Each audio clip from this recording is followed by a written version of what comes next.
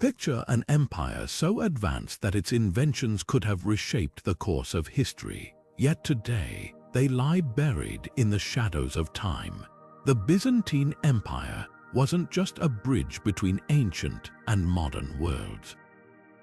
It was a forge of technological marvels so groundbreaking, their disappearance remains one of history's greatest unsolved riddles. What if I told you that some of these lost innovations could have given humanity flight centuries before the Wright brothers?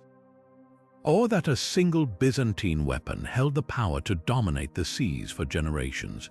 The truth is, we're standing on the edge of a forgotten world, one where flamethrowers lit up naval battles, mechanical wonders mimicked life itself, and architectural feats defied gravity. But here's the chilling twist. Every one of these breakthroughs vanished without a trace. Was it war, secrecy, or something far more mysterious? Over the next few minutes, we'll crack open the vault to reveal 30 of these lost technologies, each one a ghost of what might have been. And by the end, you'll be left with a haunting question. How different would our world look if even one of these marvels had survived? Stay with me, because history's greatest what if story starts now. Now, let's ignite our journey with the first of these vanished marvels, Greek fire, the Byzantine Empire's most feared weapon. Imagine a liquid flame that clung to ships and water alike, burning uncontrollably even in the midst of the sea. This wasn't just fire, it was a nightmare weapon capable of turning the tide of naval battles in an instant. The Byzantines deployed it through specialized tubes or siphons, spraying it onto enemy fleets with terrifying precision. Historical accounts describe flames that couldn't be extinguished by water. Some even suggest it ignited on contact with the waves. But here's the mystery that still baffles historians today. The exact recipe for Greek fire was a state secret, guarded so closely that only a handful of artisans and emperors ever knew its formula. Some theories point to a mix of petroleum, quicklime, and other volatile ingredients, but no modern recreation has fully matched its legendary effectiveness. The Byzantines didn't just lose this technology, they buried it. When the empire fell, the knowledge vanished with it, leaving behind only fragments of descriptions and the echoes of its devastating impact. Yet the intrigue doesn't end there. Scientists and historians have spent decades trying to reverse engineer Greek fire, combing through ancient texts and conducting experiments. Some have come close, but none have unlocked the full secret. Was it the precise blend of chemicals, a forgotten method of propulsion, or something even more ingenious that we've yet to uncover? One thing's certain, if this weapon had survived, the history of warfare might have looked radically different, and with that, we're just scratching the surface. Because up next, we'll unravel another Byzantine masterpiece, one that clothed emperors and sparked industrial espionage centuries before its time. The story of their silk monopoly is waiting. Now, let's weave our way into another Byzantine marvel, one that draped emperors in luxury and sparked a centuries-long game of industrial espionage. The Byzantine Silk Industry wasn't just about fabric. It was a powerhouse of innovation and secrecy, holding a monopoly that made the empire unimaginably wealthy. Picture this. For hundreds of years, silk was as precious as gold in Europe, and the Byzantines were its sole suppliers. They didn't just sell cloth, they controlled an entire global market thanks to a closely guarded secret, the art of sericulture, or silk production. But how did they pull this off? The story begins with silkworms. Originally, silk production was a Chinese secret, but the Byzantines cracked the code in the 6th century. According to legend, Emperor Justinian sent 2 monks on a daring mission to smuggle silkworm eggs out of China, hidden inside hollow bamboo canes. It worked. With those tiny eggs, the Byzantines kickstarted their own silk industry, cultivating mulberry trees and mastering the delicate process of unraveling silkworm cocoons into threads. Their workshops in Constantinople became legendary, producing fabrics so fine they shimmered like liquid metal. Yet the real magic lay in their weaving techniques. Byzantine artisans didn't just make silk, they transformed it. Using intricate looms and dyes extracted from rare minerals, they created patterns so complex that no one could replicate them. Some fabrics were woven with gold and silver threads, reserved only for the imperial court or gifted as diplomatic bribes to foreign rulers. This wasn't just craftsmanship.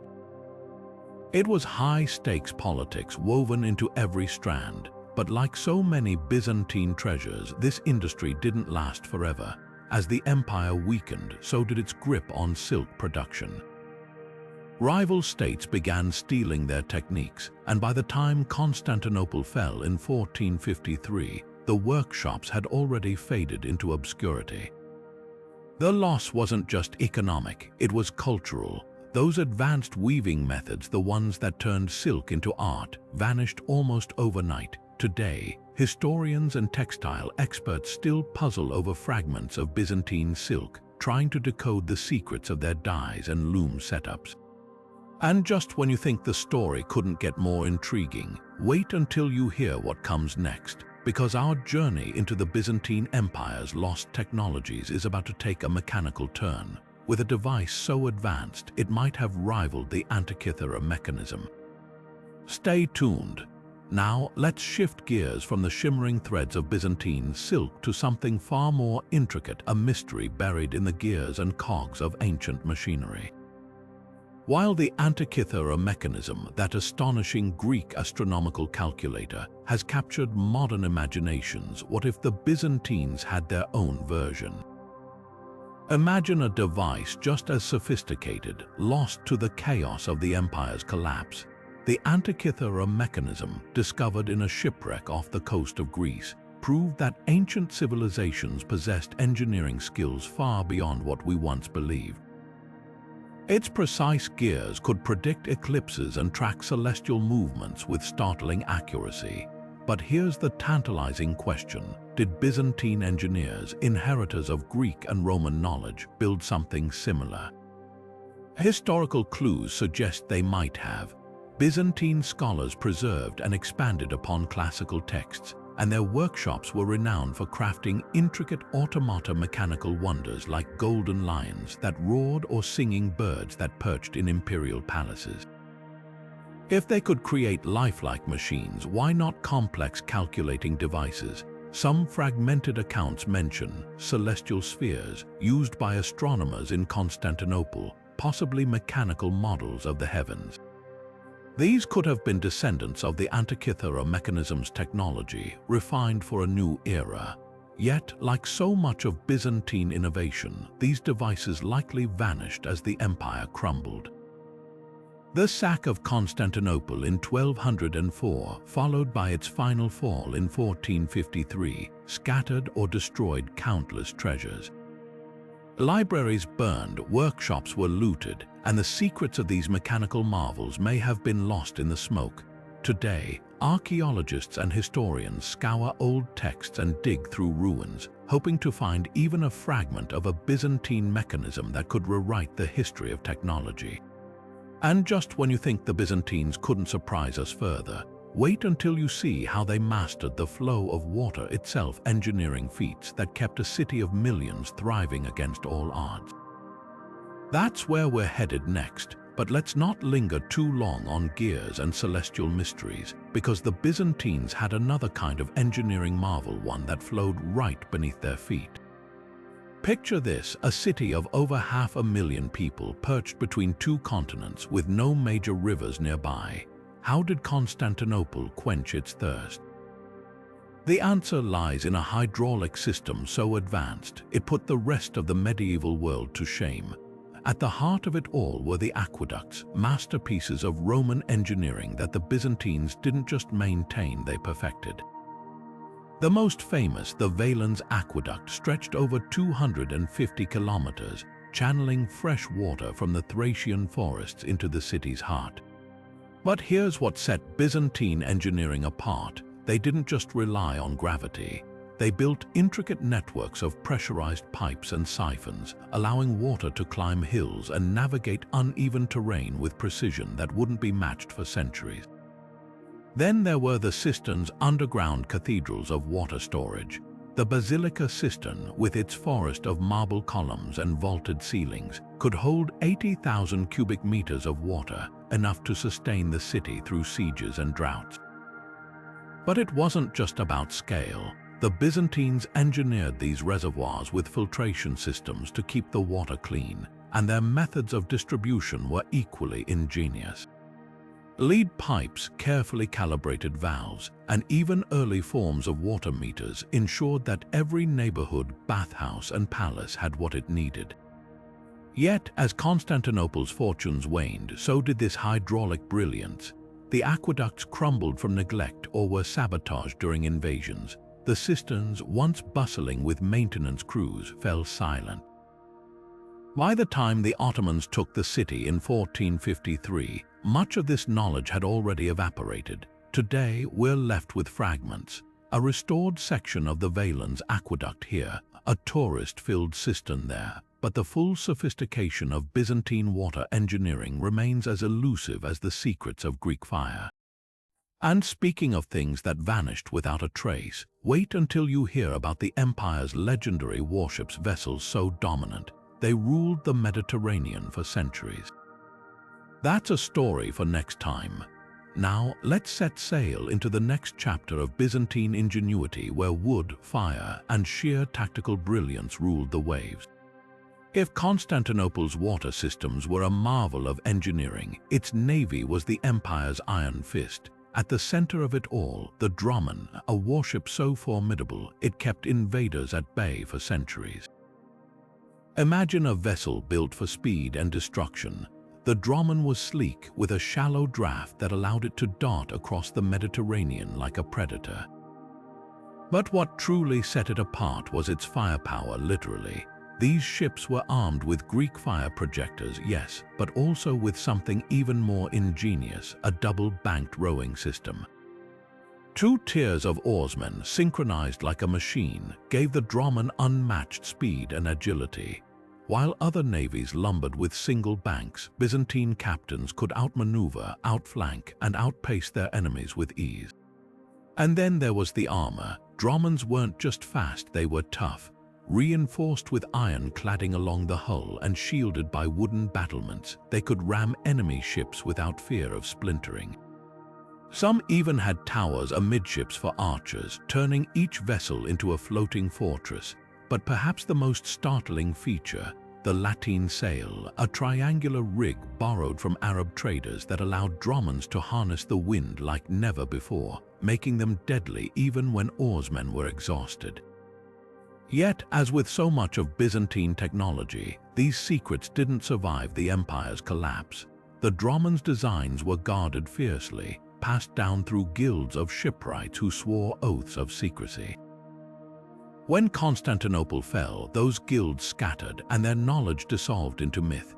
Later European ships, like the Venetian galleys, borrowed fragments of the dromon's design, but never its full brilliance.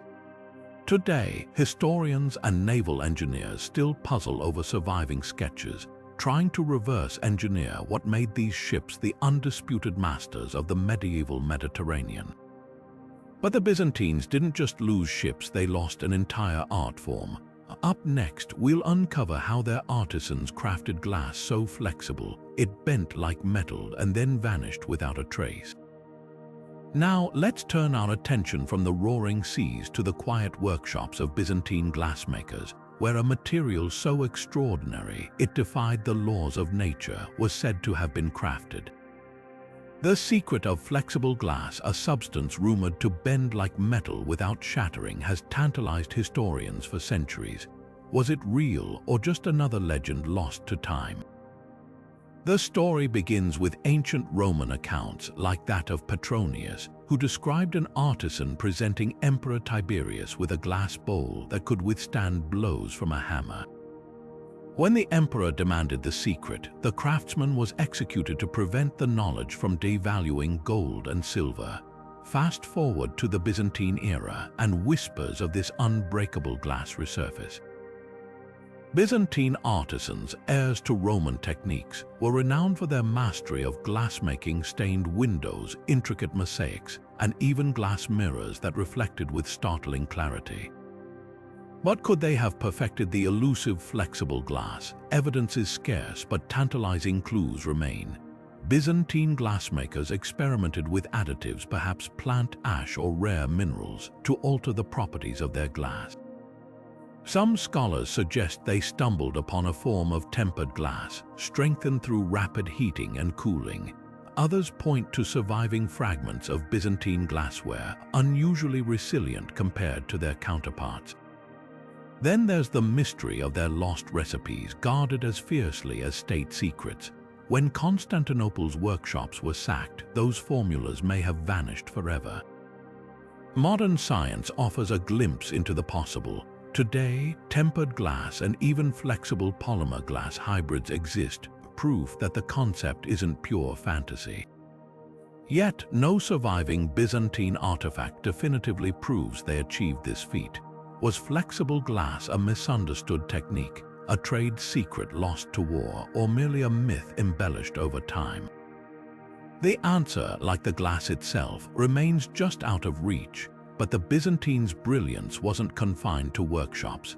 Next, we'll step onto the battlefield to reveal how their military tactics, honed over centuries, rewrote the rules of war before fading into obscurity. Shifting from the mysteries of the workshop to the chaos of the battlefield, we uncover one of the Byzantine Empire's most formidable strengths, its military genius. The Byzantine army wasn't just a force of brute strength. It was a meticulously organized machine, blending centuries of Roman tradition with innovative tactics that kept the empire standing against relentless enemies for over 1,000 years. At the heart of their success was the Strategicon, a military manual penned by Emperor Maurus in the 6th century. This wasn't just a list of battle tips. It was a comprehensive guide to warfare, covering everything from troop formations to psychological warfare. Byzantine generals didn't just charge blindly. They studied their enemies, adapted to terrain, and exploited weaknesses with surgical precision. Cavalry units, armed with composite bows and lances, could switch from harrowing hit and run attacks to disciplined charges in seconds. Infantry, trained to hold lines with interlocking shields, turned defensive positions into death traps for invaders. But what truly set them apart was their adaptability. While medieval Europe relied on feudal levies and brute force clashes, the Byzantines embraced combined arms tactics, coordinating cavalry, archers, and infantry seamlessly. They even pioneered early forms of deception, using feigned retreats to lure enemies into ambushes, and their training relentless. Soldiers drilled in mock battles, learned siegecraft, and practiced maneuvers until they became second nature. This wasn't just an army, it was a lethal, thinking organism. So why did these tactics vanish? The empire's slow collapse played a role. As territories shrank, funding dried up, and elite units disbanded. The Strategicon and other manuals were lost or ignored by successor states. Meanwhile, Europe's feudal knights, obsessed with personal glory, dismissed Byzantine discipline as overly cautious. By the time of the Crusades, their once revolutionary tactics were relics remembered only in fragments by historians, yet echoes of their brilliance linger. Modern militaries still study Byzantine stratagems, proving that even lost knowledge can leave a shadow. And speaking of shadows, our next journey takes us into the dimly lit halls of Constantinople's lost libraries, where entire worlds of knowledge went up in flames. But the battlefield wasn't the only place where Byzantine brilliance shone and vanished. Now, let's step into the hushed corridors of Constantinople's legendary libraries, where the empire's intellectual treasures met a fate as tragic as any military defeat. Imagine shelves stretching farther than the eye could see, stacked with scrolls and codices containing centuries of accumulated wisdom. The Byzantines didn't just preserve ancient Greek and Roman knowledge, they expanded it with groundbreaking texts on medicine, astronomy, engineering, and philosophy. The Imperial Library of Constantinople, along with smaller collections in churches and universities, was a beacon of learning in a world often shrouded in darkness. Scholars from across the Mediterranean flocked here to study works that simply didn't exist elsewhere, yet these repositories of genius were fragile. Fires, wars, and neglect chipped away at them over time. The Fourth Crusade in 1204 was a turning point. When Crusaders sacked Constantinople, they didn't just loot gold. They burned books, priceless manuscripts on mathematics, chemistry, and even early mechanical designs turned to ash. Later, as the Ottoman Empire closed in, many surviving texts were scattered, sold, or simply left to rot in abandoned vaults. The loss was catastrophic. Think of it this way: an entire thread of human progress was snipped away. Byzantine scholars had likely documented advances in everything from architecture to medicine that might have leapfrogged Europe's scientific development by centuries. But because their libraries weren't just damaged, they were erased, we'll never know the full extent of what vanished. Today, we're left with fragments, a handful of surviving texts, passing references in foreign accounts, and the haunting question, what if? What if those libraries had endured? The answer might have rewritten history itself. And speaking of rewriting, our next stop takes us to a workshop where artisans once crafted wonders so lifelike they seemed to breathe, the mysterious world of Byzantine automata. But the marvels of Byzantium weren't confined to ink and parchment. Now, let's wander into a world where engineering met artistry, where gold and gears came alive. Picture this, a throne room in Constantinople, where visitors from distant lands gasped as golden lions roared and mechanical birds sang from gilded trees. These weren't myths. Byzantine automata were real, and they were unlike anything the medieval world had ever seen. The Byzantines inherited the mechanical ingenuity of ancient Greece and Rome, but they pushed it further. Take Emperor Theophilos's legendary throne room in the 9th century. Ambassadors reported a throne that could rise mysteriously into the air, flanked by mechanical beasts that moved and sounded alarmingly lifelike. Historians believe these wonders were powered by hidden hydraulics, weights, and gears, a technology so advanced it felt like magic to outsiders. Then there were the smaller marvels, clocks with intricate moving figures, church organs that played themselves, and even tabletop displays where miniature knights jousted at banquets. These devices weren't just toys, they were symbols of imperial power designed to dazzle and intimidate, a ruler who commanded machines that mimicked life. That was a ruler touched by divine favor. Yet, like so much of Byzantine innovation, these mechanical wonders vanished. The knowledge to build them was closely guarded by palace engineers, and as the empire shrank, so did the workshops that sustained this craft. The Fourth Crusade's sack of Constantinople in 1204 was a death blow. Many automata were melted down for their gold, while others simply rusted away in forgotten storerooms. By the time the Ottomans took the city in 1453, the secrets of Byzantine automata had faded into legend. Today, we're left with tantalizing clues. A few fragments of gearwork in museums, cryptic descriptions in old texts, and the lingering question, how did they do it? Modern engineers have tried to recreate these devices, but the full brilliance of Byzantine mechanics remains just out of reach. And that's the tragedy, not just the loss of the machines themselves, but the loss of the minds that dreamed them into being. Now, let's turn from the whirring gears of automata to something equally delicate yet enduring. The luminous art of Byzantine mosaics, where light and glass conspired to create masterpieces that defied time. Moving from the mechanical wonders of automata, let's now uncover a craft where fire and color collided to create something breathtaking: the lost art of Byzantine enamelwork. Imagine holding a small religious icon, its surface shimmering with vibrant blues, deep reds, and gold so precise it looks painted by sunlight itself. This was cloisonné, a technique so refined that even today modern artisans struggle to match its brilliance. The Byzantines didn't just make enamel, they perfected it.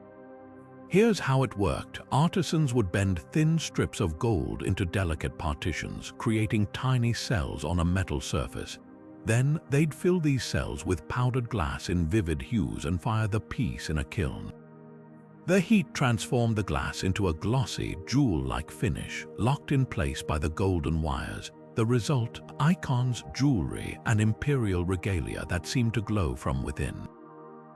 What made Byzantine cloisonné stand out wasn't just the technique, it was the artistry. Take the famous Polidoro in Venice, a golden altarpiece studded with Byzantine enamels. Each miniature scene, from saints to angels, was rendered with near microscopic precision. The colors didn't fade over centuries because the Byzantines had mastered a formula for glass that resisted time's wear. But this knowledge wasn't written down. It lived in the hands of master artisans, passed like a secret through workshops in Constantinople. And when the empire's decline scattered these craftsmen, the secrets went with them. Wars and conquests disrupted the trade routes that supplied rare pigments, while economic collapse meant fewer patrons could afford such luxuries. By the time the Ottomans took the city, the kilns had cooled for good. Today, museums guard the surviving pieces like treasures because they are. Modern attempts to recreate Byzantine enamels often fall short. The exact mix of glass and firing temperatures remains elusive. We're left with fragments of a legacy, wondering how they achieved such luminosity without modern tools. Now, let's shift from the fire of the kiln to the forge, where another Byzantine marvel was born and lost.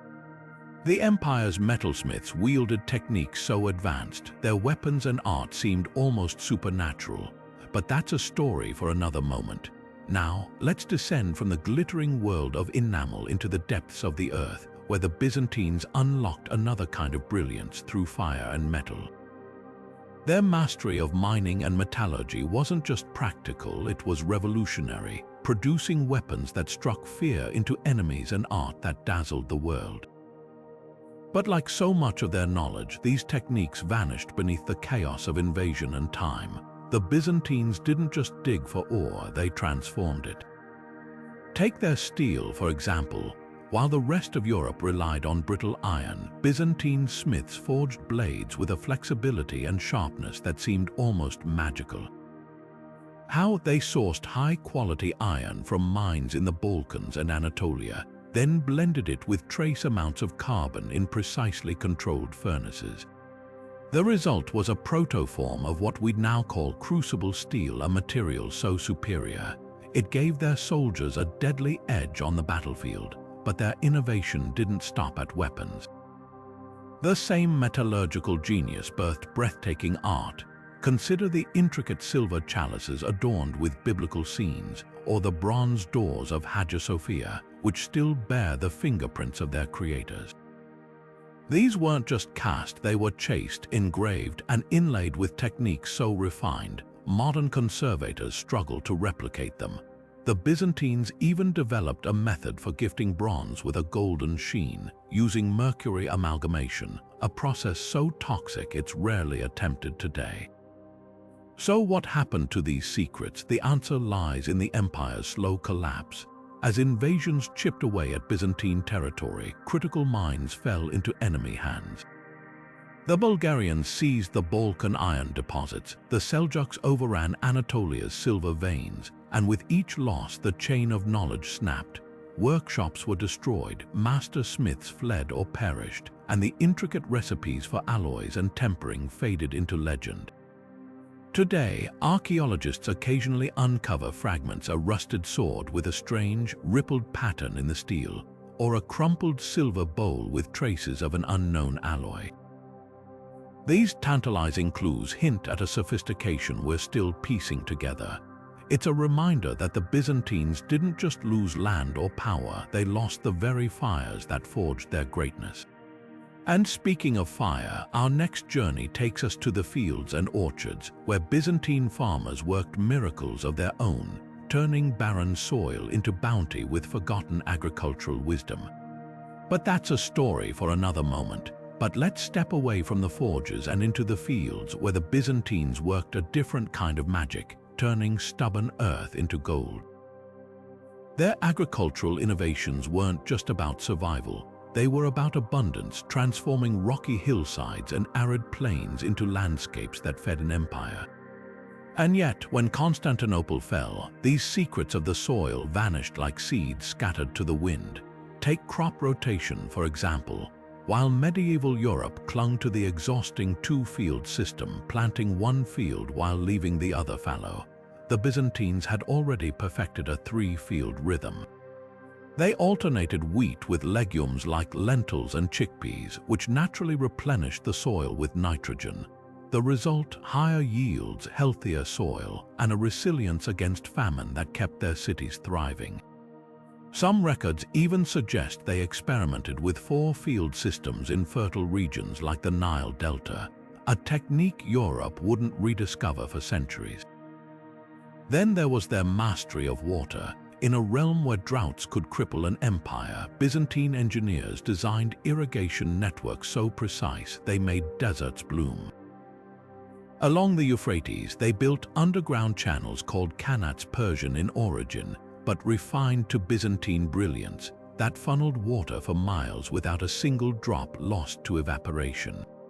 In Cappadocia, they carved vast cisterns into soft volcanic rock, capturing every precious rainfall. And in the empire's heartland, they terraced hillsides with stone retaining walls, turning slopes into staircases of fertile soil. But perhaps their most ingenious trick was their use of marginal land. Where others saw barren waste, Byzantine farmers saw potential. They planted drought-resistant crops like millet and barley in dry uplands, while figs and olives thrived in rocky soil. They even practiced early forms of agroforestry, interplanting fruit trees with grain to create layered harvests. This wasn't just farming, it was alchemy, coaxing life from the unlikeliest places. So why did these techniques fade? The answer is as brutal as it is simple. As invaders sacked the countryside, they burned orchards, salted fields, and wrecked irrigation channels. The farmers who'd honed these methods over generations were displaced or enslaved, their knowledge dying with them. Later, under Ottoman rule, many Byzantine lands were converted to pastoral grazing, erasing centuries of agricultural wisdom in a single stroke. Today, archaeologists studying pollen residues and soil layers occasionally stumble upon traces of these lost practices: a terraced hillside in Greece still holding its shape, or an ancient manual describing crop pairings we're only now rediscovering. It's a humbling reminder that the Byzantines didn't just lose treasures of metal or silk, they lost the very knowledge that kept their people fed. And as we leave the fields behind, our next stop takes us to the empire's bones. The hidden strength of Byzantine concrete, a recipe so durable it outlasted its creators. But that's a story for another moment. Now, let's turn our attention from the Earth's surface to the very foundations of the empire, where Byzantine builders worked wonders with stone and mortar. While Roman concrete is celebrated for its endurance, the Byzantines may have taken this ancient recipe and refined it further, creating structures that defied time itself. Yet, like so many of their secrets, the true mastery of their concrete vanished with their decline. Roman concrete was already a marvel, blending volcanic ash, lime, and rubble into a mix that hardened underwater and resisted cracks for centuries. But the Byzantines, ever the innovators, seem to have tweaked this formula. Some scholars point to Hagia Sophia's towering dome, which has withstood earthquakes for over 1,500 years, as evidence of a superior blend. Unlike Roman concrete, which relied heavily on coarse aggregates, Byzantine mortar appears finer, almost glassy in places, suggesting they may have incorporated crushed ceramics or even volcanic glass to enhance strength and lightness. Then there's the mystery of their underwater constructions. Roman harbors like Caesarea's famously used hydraulic concrete that cured in seawater, but Byzantine ports in Thessaloniki and Constantinople show even less erosion after centuries of waves. Could they have added organic compounds, perhaps egg whites or animal glue, to create a more flexible, salt-resistant binder? Fragments of texts hint at such experiments, but no complete recipe survives. The most tantalizing clue lies in the color. While Roman concrete often faded to a dull gray, Byzantine ruins frequently retain a warm, pinkish hue. This suggests they might have mixed in local clays or iron-rich sands, not just for aesthetics but to improve durability against frost and moisture. Modern analysis of samples from the Theodosian walls reveals microscopic air pockets, a deliberate feature that may have allowed the material to expand and contract without cracking, a stroke of engineering genius lost to the ages. So why did this knowledge disappear? The decline of Byzantine quarries and lime kilns under Ottoman rule played a role, but the deeper truth is that concrete was never just a recipe, it was a living craft. Master builders passed down techniques orally, adjusting mixes for each site's conditions. When the empire's schools and workshops closed, that hands-on wisdom evaporated. Today, restorers struggle to replicate Hagia Sophia's mortar, often resorting to modern substitutes that lack its mysterious resilience. As we pull back from these silent stones, our journey isn't over yet.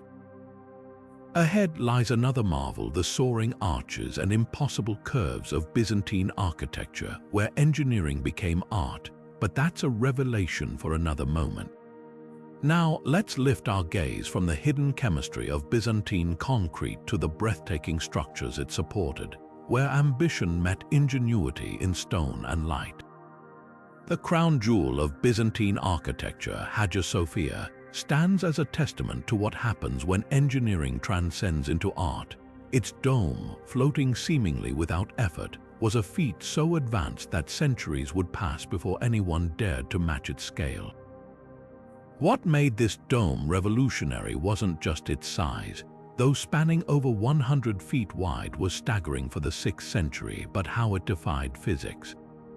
Traditional Roman domes, like the Pantheons, relied on thick walls and heavy materials to distribute weight. The Byzantines, however, used a radical innovation, pendentives. These curved triangular sections, tucked between the dome's base and its supporting arches, acted like magical corners, redirecting the dome's crushing load downward with elegant efficiency.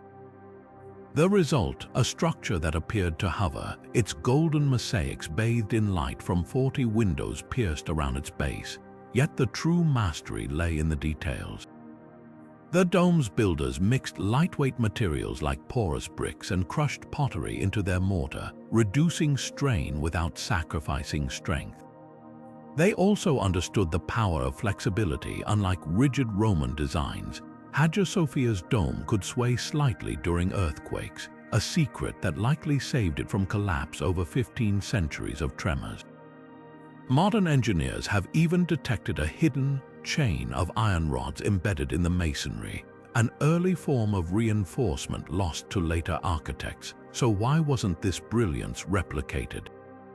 Part of the answer lies in the empire's collapse. The guilds of master builders who perfected these techniques dispersed, taking their knowledge with them. But there's another, more poetic reason. Hagia Sophia wasn't just a building, it was a statement.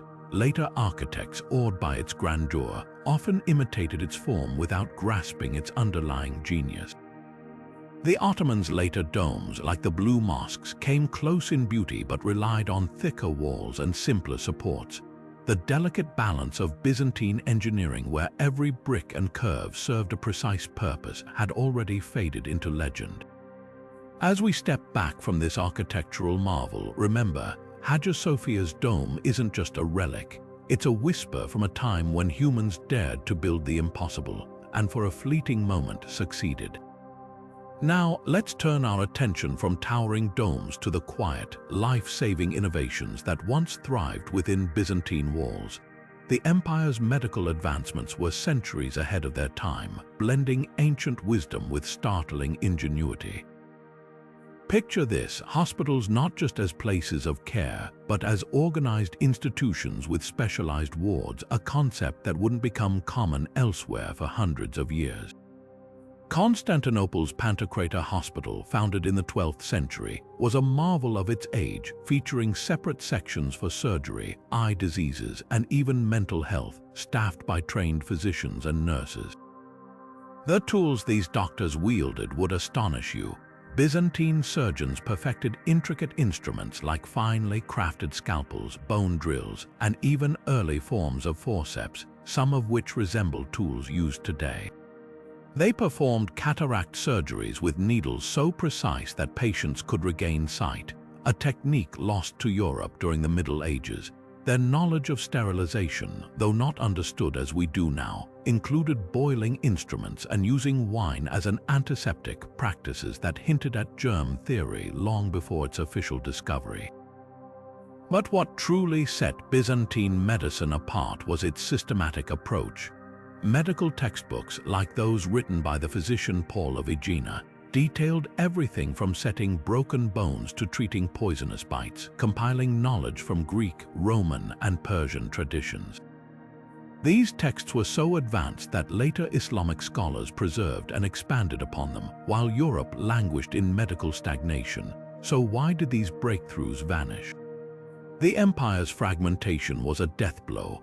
As Constantinople's libraries burned and its scholars fled, centuries of medical wisdom scattered to the winds. Many techniques survived only in fragments, translated into Arabic or buried in forgotten manuscripts. Even the great Pantocrator Hospital, though its building still stands, lost the vast majority of its practices to time. Yet traces remain. Next time you see a modern hospital ward or a surgeon's scalpel, remember, the Byzantines were there first, proving that healing, like architecture, could reach unimaginable heights before history's tides washed so much of it away. While the Byzantines healed bodies with remarkable precision, they also turned their gaze upward, mapping the heavens with equal brilliance. Their astronomical knowledge bridged the ancient and medieval worlds, yet much of it vanished like stars fading at dawn. Constantinople's scholars inherited the celestial wisdom of Ptolemy and other Greek astronomers, refining it with observations that tracked planets, predicted eclipses, and even guided navigation. Among their most prized tools were intricate astrolabes, portable brass devices that could calculate the positions of stars and solve problems of timekeeping and direction. These weren't just scientific instruments but works of art, engraved with delicate star charts that mirrored the night sky. Byzantine astronomers also used armillary spheres, skeletal models of the cosmos that demonstrated planetary motions, blending education with practical astronomy. Their star catalogues were unparalleled. Unlike the fragmented records of medieval Europe, Byzantine texts preserved detailed observations of comets, supernovae, and planetary conjunctions. Some of these records, like the sudden appearance of a guest star in the year 1054, now known to be the Crab Nebula's explosion, remain vital to modern astronomers. The Byzantines even developed early forms of celestial globes, spherical maps that could predict star positions for any date. So why did this cosmic expertise dim? The empire's slow collapse scattered its scholars and their manuscripts. Many star charts were destroyed during the sack of Constantinople in 1204, while others were dispersed to foreign courts where they were copied imperfectly or languished untranslated. Even the precise techniques for crafting astrolabes were lost, leaving later generations to reinvent them from scratch. Yet fragments endure. Next time you marvel at a planetarium's projection or check a digital star map, remember, the Byzantines once held the keys to the cosmos, their celestial legacy slipping through time's fingers like stardust. And as we pivot from the heavens to hidden messages, another lost innovation awaits: the secret codes that guarded the empire's most dangerous truths. But the Byzantines didn't just map the stars, they also mastered the art of concealing words. When it came to protecting secrets, they were centuries ahead of their time with sophisticated codes that would baffle even modern cryptographers. At the heart of their system was the cipher disk, a clever device of rotating rings inscribed with Greek letters. By turning the inner ring to a predetermined shift, officials could scramble messages so only those with matching disks could read them. Some codes replaced letters with symbols or numbers, while others used complex substitution rules that changed mid-message. The imperial court even employed stenography, hiding texts in plain sight by writing them between the lines of innocent-looking letters or disguising them as merchant inventories. Their most guarded technique was the so-called shadow writing, where ink made from silver or plant extracts would fade after reading, leaving no trace. Diplomats used this for sensitive negotiations, knowing the words would vanish like whispers in the wind. Military commanders relied on numeric ciphers to coordinate troop movements, with codebooks burned after single uses to prevent capture. Yet for all its ingenuity, Byzantine cryptography faded with the empire. Many cipher keys were lost when Constantinople fell, and without the living tradition of codemasters to pass down techniques, later scholars could only guess at their methods. Today, fragments survive in a handful of scrambled manuscripts, their meanings still locked away. A final secret the Byzantines took to their graves. And as we turn from hidden messages to radiant artistry, another marvel awaits: the luminous glass mosaics that turned sunlight into divine gold. Now, let's step into the light literally as we uncover the dazzling brilliance of Byzantine mosaics. These weren't just decorations, they were masterpieces of light and color, engineered to transform ordinary spaces into celestial visions. At the heart of this artistry were the tesserae, tiny cubes of glass infused with gold, silver, or vibrant minerals. Craftsmen didn't just cut these pieces, they manipulated them like alchemists, sandwiching gold leaf between layers of glass to create surfaces that shimmered as if alive. The secret lay in the angles. Byzantine artisans arranged each tessera at precise inclinations, so sunlight bouncing off them would dance across the room, shifting with the hour. Churches like Hagia Sophia became kaleidoscopes of divine radiance, where every glance revealed new depths of color. Even the mortar played a role, mixed with crushed glass or mother of pearl to amplify the glow. But the true genius was in their durability. Unlike frescoes that faded, these mosaics resisted time because the glass itself was the pigment. Reds came from copper, blues from cobalt, and greens from malachite, all suspended in glass that never dulled. Some tesserae were even backed with reflective foils, doubling their luminosity. Yet when Constantinople fell, the recipes for these glass mixtures vanished. Later artists tried to replicate the effect, but without the Byzantine knowledge of metallurgy and optics, their works lacked the same ethereal glow. Today, surviving mosaics still astonish, but the techniques to create new ones, lost like sunlight trapped in ancient glass. And as we move from the play of light to the science of strength, another mystery emerges: how the Byzantines built structures that defied gravity itself. Shifting our gaze from the towering domes of Constantinople to the vast expanse of the Mediterranean, we uncover the Byzantines' mastery of the seas, a prowess built on navigation tools so advanced they rivaled the stars themselves. At the heart of their maritime dominance were the portolani, intricate charts that mapped coastlines with astonishing precision. Unlike crude medieval maps, these were layered with wind roses, compass lines, and depth soundings, allowing captains to navigate treacherous waters with confidence. But the true marvel was their navicula, a handheld sundial compass hybrid that could pinpoint latitude even on cloudy days. Byzantine sailors calibrated it using Polaris, the North Star, and local solar noon, a technique lost to later navigators who relied on guesswork. Some accounts even mention a mysterious hydraulic compass, its needle floating in a sealed chamber of oil to steady it against rough waves, a design that wouldn't reappear in Europe for centuries. Then there were the periploi, logbooks crammed with tidal patterns, seasonal currents, and hidden harbors. These weren't just notes, they were trade secrets passed down through guilds of pilots who guarded them like treasure. When rival empires like Venice or Genoa seized Byzantine ships, they often found these logs indecipherable, written in cryptic shorthand or encrypted with symbols known only to the empire's admirals. Yet the greatest loss was their celestial navigation.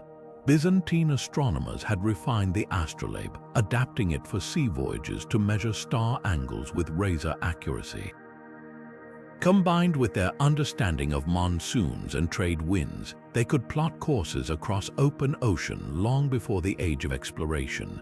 But as the empire crumbled, these tools were scattered, some stolen, others destroyed, and many simply forgotten. Today, we piece together fragments from shipwrecks and marginalia in ancient texts, left to wonder how history might have changed if these navigational secrets had survived. And as we sail from the mysteries of the sea to the secrets of the earth, another lost innovation awaits, one that shaped the empire's battlefields and beyond. Now, let's turn from the open seas to the workshops of Byzantine artisans, where another marvel quietly slipped into obscurity: their ceramics. The empire's potters weren't just crafting bowls and tiles. They were alchemists, transforming humble clay into objects of dazzling color and durability. Their secret lay in a glazing technique so advanced it made their ceramics shimmer like gemstones. The Byzantines perfected lead-glazed pottery, coating vessels with a glass-like finish that resisted chipping and fading. But what set them apart was their lusterware, a method borrowed from Persia and refined to new heights. By applying metallic oxides and firing at precise temperatures, they created surfaces that gleamed with iridescent golds and purples, an effect modern potters still struggle to replicate. Equally ingenious were their kilns. Unlike the rudimentary ovens of medieval Europe, Byzantine kilns were multi-chambered, with carefully controlled airflow to maintain even heat. Potters could fire delicate porcelains alongside sturdy amphorae, all in the same batch. Some workshops even used saggars, protective clay casings that shielded wares from ash and fluctuations in temperature, an innovation lost for centuries after the empire's fall. Then there were the pigments. Byzantine ceramists mined rare minerals like azurite and malachite, grinding them into vibrant blues and greens that outlasted the ages. Their red slipware, polished to a mirror finish, became a luxury export across 3 continents. But as Constantinople's trade networks collapsed, so did the demand for these masterpieces. Guilds disbanded, recipes vanished, and kilns fell to ruin. Today, shards of Byzantine pottery still surface in archaeological digs, their colors undimmed after 1,000 years. They're silent witnesses to a craft that married art and science, one that might have revolutionized ceramics forever, had its secrets not been buried with the empire itself. And as we brush the dust from these fragments, we're left to ponder what other beauties were lost in the shadows of history. Next, we'll uncover the thunder of war machines, the Byzantine siege engines that once struck terror into the hearts of their enemies. Now, let's step onto the battlefield, where the Byzantines turned engineering into sheer terror with their mechanical siege engines. These weren't just weapons, they were masterpieces of precision and power, designed to break walls and morale alike. At the heart of their arsenal was the counterweight trebuchet, a brutal upgrade from older torsion-based catapults.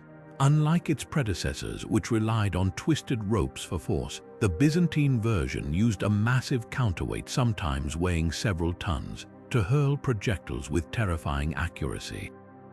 Engineers could adjust the weight's position to change trajectory, smashing gates from hundreds of yards away. Some accounts even describe crews launching not just stones but barrels of Greek fire, turning entire fortifications into infernos. But the real genius lay in their modular design. Byzantine siege engines were built in sections, allowing armies to transport them disassembled across rugged terrain and rebuild them on site, a logistical edge few rivals could match. Scouts would first study a target's weak points, and engineers would tailor their machines accordingly. A fortress with thick walls might face a battering ram suspended from a rolling siege tower, while a hilltop citadel would endure relentless volleys from angled trebuchets. Perhaps most impressive was their charabalistra, a compact, crank-operated ballista that could pierce armor at close range. Think of it as the Byzantine equivalent of a sniper rifle, a weapon so precise it could pick off defenders manning the ramparts. Combined with their trebuchets, these devices created a deadly symphony of long-range destruction. Yet, as the empire crumbled, so did the knowledge behind these machines. Without centralized workshops or trained engineers, later armies resorted to cruder imitations. By the time the Ottomans breached Constantinople's walls in 1453, the art of building these war machines had faded into legend.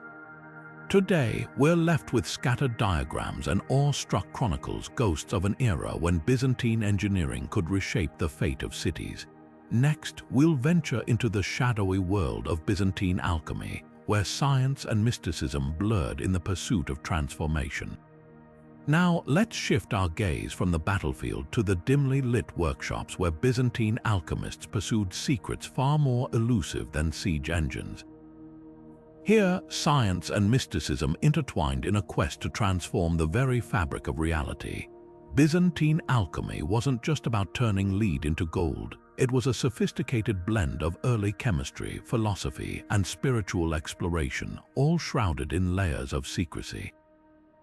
At its core, Byzantine alchemy borrowed from ancient traditions, blending Greek, Egyptian, and Persian knowledge.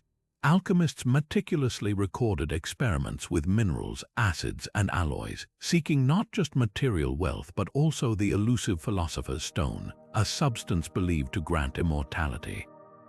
Their manuscripts, often written in cryptic symbols, describe processes like distillation, sublimation, and fermentation, techniques that would later form the foundation of modern chemistry.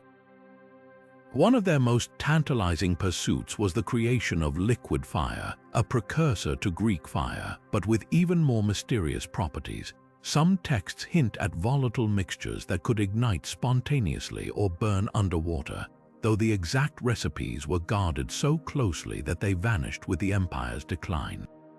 Other experiments focused on medicinal elixirs, with alchemists claiming to cure diseases using purified metals and herbal extracts, an early glimpse into pharmacology. Yet, the legacy of Byzantine alchemy is as ambiguous as its practices. While some dismiss it as mere superstition, others argue that these early experiments laid the groundwork for scientific inquiry. The problem: much of their knowledge was recorded in allegorical language, blending practical instructions with spiritual metaphors. A recipe for purifying the soul might secretly describe a chemical process, leaving modern scholars to decipher which passages were literal and which were symbolic. By the time Constantinople fell, alchemy had already begun its decline, dismissed by some as heresy or folly. But traces of its influence lingered. Byzantine texts smuggled westward fueled the Renaissance's scientific revival, inspiring figures like Paracelsus. Today, we're left with fragments, a handful of surviving manuscripts, a few enigmatic tools, and the lingering question of how much practical knowledge was lost to allegory and time. Next, we'll unravel the vibrant hues of Byzantine textiles, where dyeing techniques produced colors so vivid they defied centuries. Moving from the enigmatic world of alchemy to the dazzling realm of Byzantine textiles, we find a legacy woven in color. The empire's fabrics weren't just decorative, they were technological marvels, boasting hues so vivid and enduring that they became legendary across continents. Byzantine dyers mastered techniques that turned ordinary cloth into treasures. Their secret, a combination of rare ingredients and meticulous processes. Take Tyrian purple, the most coveted shade of all. Extracted from thousands of crushed murex sea snails, this dye was so labor-intensive that its use was restricted to emperors and high-ranking elites. The process alone could take weeks, with artisans carefully fermenting the snail's glands to unlock that deep, luminous purple, a color that resisted fading even after decades in sunlight. But purple was just the beginning. Byzantine workshops produced a kaleidoscope of colors using plants, minerals, and even insects. Reds came from madder root or Kermes beetles, while blues were derived from woad or imported indigo. What set their methods apart was the mordanting process, a pretreatment of fabrics with metallic salts like alum, which bonded the dyes to the fibers, making them withstand washing and wear. Some surviving fragments still retain their brilliance today, a testament to their advanced chemistry. The empire's geographic position gave it an edge. Constantinople sat at the crossroads of trade routes, granting access to exotic dyes from as far as India and Persia. Artisans blended these imports with local recipes, creating shades like hypocistus green or saffron gold that became trademarks of Byzantine luxury. Textiles weren't just clothing, they were diplomatic tools gifted to foreign rulers to showcase the empire's wealth and ingenuity. Yet, as political turmoil engulfed Byzantium, these techniques began to vanish. Workshops were destroyed and master dyers took their secrets to the grave. By the time European merchants sought to replicate these colors during the Renaissance, the formulas were lost. Modern chemists have tried to reverse engineer Byzantine dyes, but some shades like that iconic purple remain elusive, their exact recipes buried in the ashes of history. Next, we'll saddle up to explore the elite horsemanship of the Byzantine cavalry, where breeding and training methods created a force unmatched in its era. Now, let's turn our attention to the thundering hooves of the Byzantine cavalry, a force that struck fear into the hearts of enemies and reshaped the art of mounted warfare. The Byzantines didn't just ride horses, they perfected them. Their elite cavalry was the backbone of the empire's military might, and the secrets behind their success lay in two pillars: selective breeding and relentless training. The Byzantines were meticulous horse breeders, favoring strains like the swift Cappadocian and the sturdy Anatolian, prized for their endurance and agility. These weren't just animals, they were living weapons, carefully paired to produce offspring with the ideal blend of speed, strength, and temperament. Foals were raised in controlled environments, fed specialized diets to enhance muscle development, and acclimated to the clang of armor and chaos of battle from a young age. By the time they reached maturity, these horses were as disciplined as the soldiers who rode them. Training was equally rigorous. Byzantine horsemen drilled in complex formations, mastering maneuvers like the Klebanian, a wedge-shaped charge designed to split enemy lines. They practiced archery at full gallop, a skill borrowed from steppe nomads but refined to lethal precision.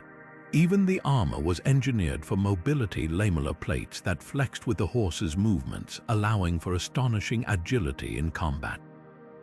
But what truly set them apart was their bond with their mounts. Byzantine treatises describe a near telepathic connection between rider and horse, achieved through years of shared drills and battlefield experience.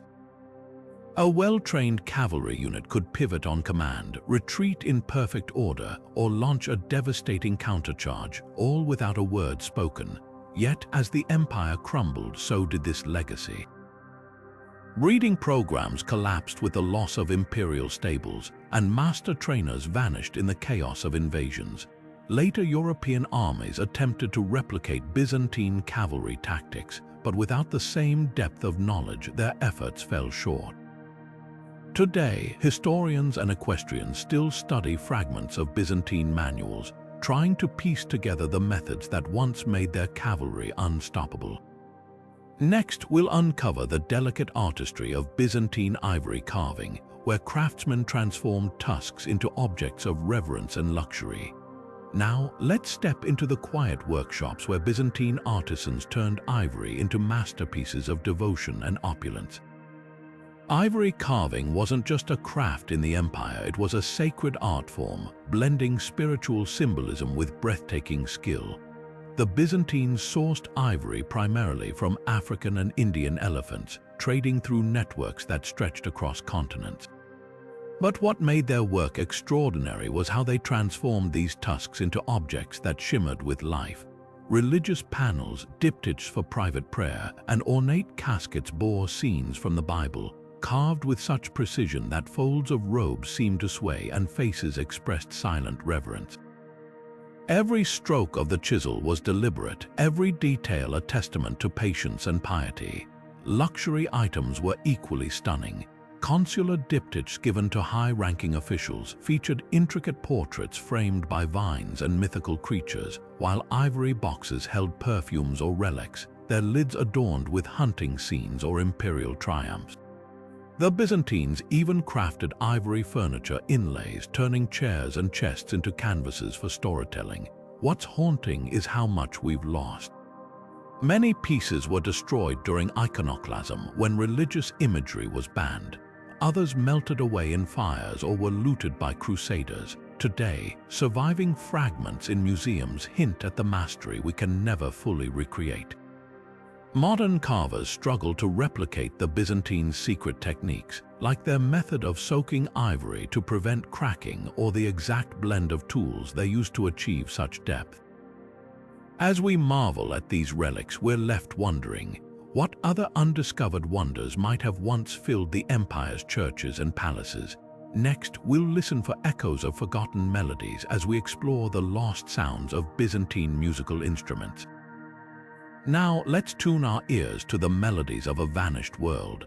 The Byzantines didn't just craft objects of beauty, they filled their halls and churches with music that stirred souls, yet so much of it has faded into silence.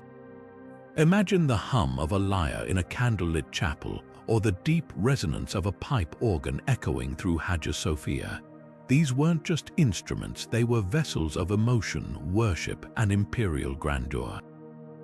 The Byzantines inherited musical traditions from Greece and Rome but refined them into something uniquely their own. Take the kithara, a type of lyre with strings made from gut or silk. Played during religious ceremonies and court festivities, its delicate tones were said to mirror the harmony of the heavens. Then there was the hydraulis, an early pipe organ powered by water pressure, whose thunderous notes accompanied chariot races in the hippodrome. Skilled musicians could make it mimic storms or whispers, dazzling audiences with its range. But here's the mystery. We know these instruments existed from mosaics, manuscripts, and travelers' accounts, yet not a single complete Byzantine kithara or hydraulis survives. What happened to them? Some were likely destroyed during the sack of Constantinople in 1204. Others may have decayed over time, their wooden frames and delicate mechanisms succumbing to moisture or neglect. Even the music itself is elusive. Byzantine notation used cryptic symbols called neumes, which hint at pitch but not rhythm, leaving modern scholars to guess at the tempo and emotion of ancient hymns. Efforts to reconstruct these sounds are ongoing. Musicians and historians study frescoes showing finger placements on lyres, while engineers try to reverse engineer the hydraulis from Roman blueprints. The closest we've come is the haunting chants of Greek Orthodox liturgy, which preserve echoes of Byzantine scales. Yet, without the original instruments, we'll never truly hear the empire's soundtrack as its citizens did. As we ponder these silent gaps, another question arises: how did Byzantine cities function so seamlessly? Next, we'll uncover the ingenious urban planning secrets that kept Constantinople thriving for centuries. Now, let's step into the streets of Constantinople itself, where the genius of Byzantine urban planning comes to life. The empire's capital wasn't just a city, it was a meticulously engineered masterpiece designed to dazzle visitors and withstand sieges for centuries. Picture wide boulevards lined with colonnades, bustling markets strategically placed near ports, and layers of defensive walls that made invaders despair. This wasn't accidental chaos, it was calculated brilliance. At the heart of Constantinople's design was efficiency. The city's main thoroughfare, the Mise, stretched like a spine from the imperial palaces to the city gates, flanked by shaded walkways and grand monuments. This wasn't just for show. The Mise streamlined trade, military movements, and even religious processions, ensuring the city functioned like a well-oiled machine. Markets were positioned near harbors to speed up the flow of goods, while underground cisterns and aqueducts kept water accessible to every district. The Byzantines even pioneered early zoning. Residential areas, workshops, and administrative centers were carefully separated to reduce congestion and fire risks. But efficiency alone didn't keep Constantinople standing for over 1,000 years. Defense was woven into its very blueprint. The legendary Theodosian walls, a triple-layered fortification, were studded with towers and moats, rendering the city nearly impregnable. Even more clever were the city's hidden tricks. Narrow, winding streets in outer districts funneled invaders into kill zones, while elevated terraces gave defenders the high ground. And let's not forget the chain across the Golden Horn, a simple yet devastating barrier that could block enemy fleets in moments. What's tragic is how much of this knowledge faded. After the Ottoman conquest, many Byzantine urban strategies were abandoned or rebuilt beyond recognition. Modern engineers still marvel at fragments like the subtle slope of streets that drained rainwater without erosion, or the way buildings were spaced to maximize natural light and airflow. These weren't just aesthetic choices, they were survival tactics. As we unravel these urban secrets, another marvel calls our attention: the maps that guided Byzantine explorers across uncharted seas. Next, we'll navigate the lost art of their cartography, where precision met mystery. But before we chart the course of Byzantine cartography, let's pause to consider this: what if the maps guiding their ships held secrets even modern navigators would envy? The Byzantines didn't just draw coastlines, they encoded knowledge. Their maps blended practicality with artistry, plotting trade routes, currents, and even hidden harbors with astonishing precision. Imagine parchment scrolls marked with crimson ink, detailing windswept Aegean islands or the treacherous Black Sea currents, all tools for an empire that ruled the waves. What set Byzantine maps apart was their layered intelligence. Unlike simple sketches, these were strategic assets. Merchants relied on them to dodge pirate havens, while admirals used them to plan naval blockades. Some even whispered of Portolan charts, early compass-guided maps centuries before they appeared in medieval Europe. The Byzantines likely inherited Ptolemy's grid-based geography, but they added something new: real-time updates. Sailors returning to Constantinople would report shifting sandbars or new coastal forts, and scribes would revise the maps accordingly. This wasn't just cartography, it was a living database. Yet today, almost none survive. The Ottomans, who inherited Constantinople's archives, prioritized their own nautical charts. Byzantine maps, often painted on fragile vellum, crumbled or were repurposed as scrap parchment. Others may have been lost in the Fourth Crusade's sack of the city, when libraries burned and knowledge turned to ash. Even the famous Madaba map, a 6th century mosaic in Jordan showing Byzantine Jerusalem, is just a glimpse, a frozen fragment of a much grander tradition. The tragedy: these maps might have reshaped exploration. Imagine if Columbus had studied Byzantine charts of the Mediterranean's tides, or if Arab navigators had accessed their records of Indian Ocean monsoons. Instead, we're left with clues like a single star chart attributed to the Emperor Manuel Comnenos, or cryptic references in monks' diaries. As we close this chapter on lost knowledge, another mystery beckons, one that glittered in the hands of Byzantine elites. Next, we'll uncover the vanished artistry behind their jewels, where gemstones held more than beauty, they held power. Now, let's turn our attention to something that shimmered with both artistry and authority: the lost jewelry techniques of the Byzantine Empire. Picture this: gold so finely worked it seemed liquid, gemstones cut with such precision they caught the light like fragments of the divine. For the Byzantines, jewelry wasn't just adornment, it was a language of power, faith, and identity, crafted with skills that vanished when their empire fell. What made Byzantine jewelry extraordinary? Start with the metalsmiths, who mastered techniques like granulation, a method of decorating surfaces with tiny gold beads, each no larger than a grain of sand, fused into intricate patterns without visible solder. Then there was cloisonné enamel, where artisans filled delicate gold compartments with colored glass, creating luminous scenes of saints and emperors that glowed like stained glass. These weren't just decorations, they were wearable testaments to Byzantium's technical and artistic genius, but the true marvel lay in their gem cutting. Unlike the simple cabochons of earlier eras, Byzantine lapidaries used advanced tools to facet stones, creating surfaces that reflected light in dazzling ways. Some historians believe they even had access to early diamond-tipped drills, allowing them to carve hard stones like sapphires and emeralds with unmatched precision. The result, crowns that glittered with symbolism, reliquaries that held fragments of the holy, and rings that sealed imperial decrees with unbreakable authority.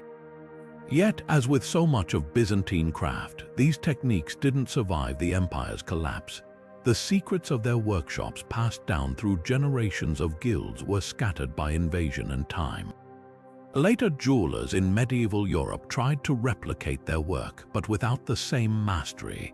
Even today, when conservators examine surviving pieces, they find details modern tools struggle to recreate. So why does this loss matter? Because these jewels were more than luxury. They were a fusion of art, technology, and ideology. A Byzantine necklace wasn't just gold and gems. It was a map of the cosmos, a declaration of faith, or a diplomat's silent weapon.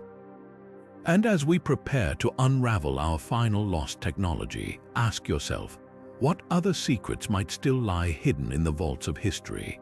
Now, as we reach the final chapter of our journey through Byzantium's forgotten innovations, we uncover a hidden world of secrets, the lost language of Byzantine codes.